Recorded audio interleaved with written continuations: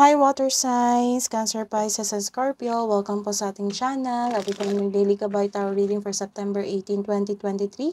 Please be reminded that this is general reading po, sa maaari kayong makarelate o hindi. Just take what resonates. Gamitin ang reading na ito bilang gabay lamang. Balik po kayo dito bukas para sa ating daily Gabay Tarot reading for September. Please like, subscribe, and click the bell button para updated po kayo sa daily tarot reading natin. Maraming salamat po. Hi water signs, Cancer, Pisces, and Scorpio. Para po sa gusto magpa-reading, naka-promo po tayo from September 17 to 20, 2023. Avail na po kasi full reading po ito from your energy, love, career, and money plus oracle card readings. So maaari nyo po makuha ang link na ito na nasa description box po. Message nyo lang po ako sa messenger. Opo. Spirit guys, ano po ang ganap today? Energy today ni Water Signs, Cancer, Pisces, and Scorpio, September 18 po, 2023.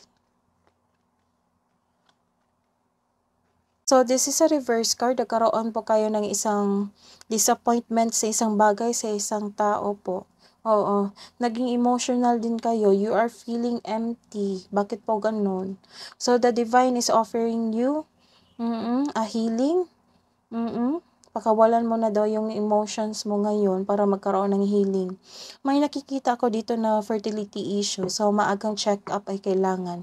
May nakikita rin akong blockages. You are feeling exhausted ngayon due to the other emotional demands. Kaya umiwas ka sa mga taong toxic na naghahatid ng stress sa iyo. May sabi rin dito na naghihinayang kasi inyong ininvest na work or time sa isang bagay o sa isang relasyon. Oo. May nakikita rin ako insecurity dito and doubt, kalungkutan and kalungkutan. Hindi ka madaling magbigay ng trust sa isang tao, guarded ka. So, ang sabi rin dito na may potential new love, does not develop into something more lasting. It means, may nanligaw sa'yo, hindi siya nagpatuloy kasi nakita mo agad yung red flag niya. So, this card asks you to guard your heart. Trust your instinct, trust your intuition. Alam naman natin na may tao talagang mabuti lang sa simula, lalo na't hindi sila totoo sa sarili nila. So, maaring nakita mo yung red flag niya at hindi siya nagpatuloy kasi nahiya siya. So, may ganap na emotional offerings after this emotion po. So, may lalaking romantiko na sensitibo din. It might be you. It might be your new person. I-consider mo ang motive ng taong ito sa kabila ng kanyang pinapakita. Observe ka muna hanggang sa makita mo talaga ang kanyang motibo o intention sa iyo. Kilalanin mo muna daw yung tao. So, what's the advice nyo po para kay water signs, Cancer, Pisces, and Scorpio? Surrendering to the journey, release and control. Release your emotions po. Ang advice dito is release, control, and control your emotions. So, don't worry because you are protected by angels. You are cherished by the angels. Wow. So, let's see your career and money, spirit guys. Career and money po ni water signs, Cancer, Pisces, and Scorpio ngayon September 18. Para po sa love and romance.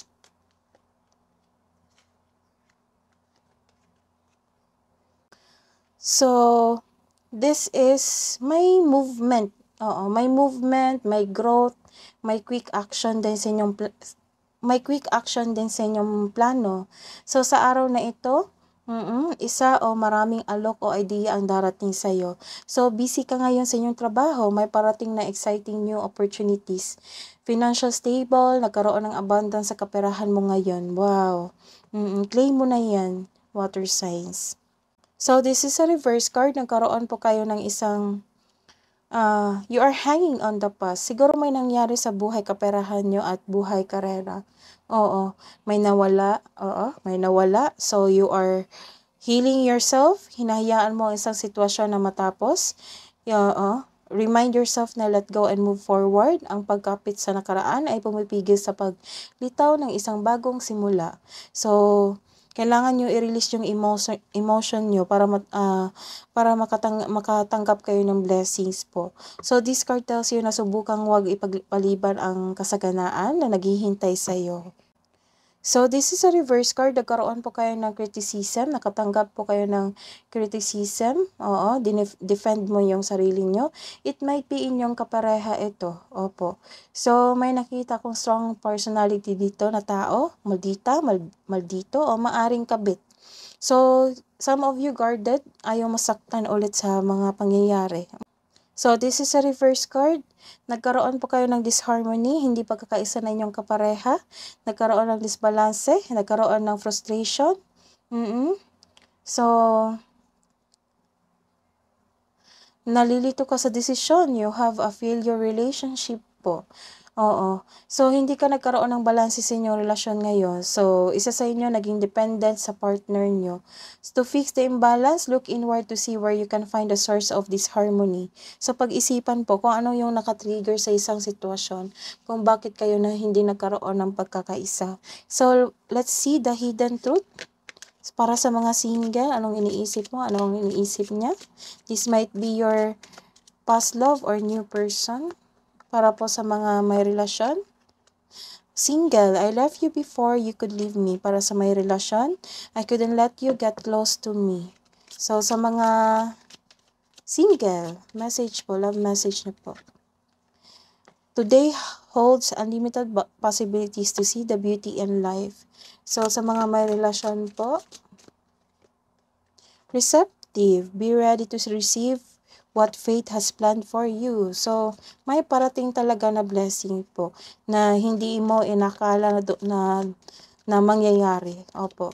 So, basta i-release nyo lang po yung emotion nyo and control. Look inside yourself. See? Examine what is causing you to feel this way. So, kailangan mong i-look back. Oo, kung bakit nagkaroon kayo ng sitwasyon na ganito.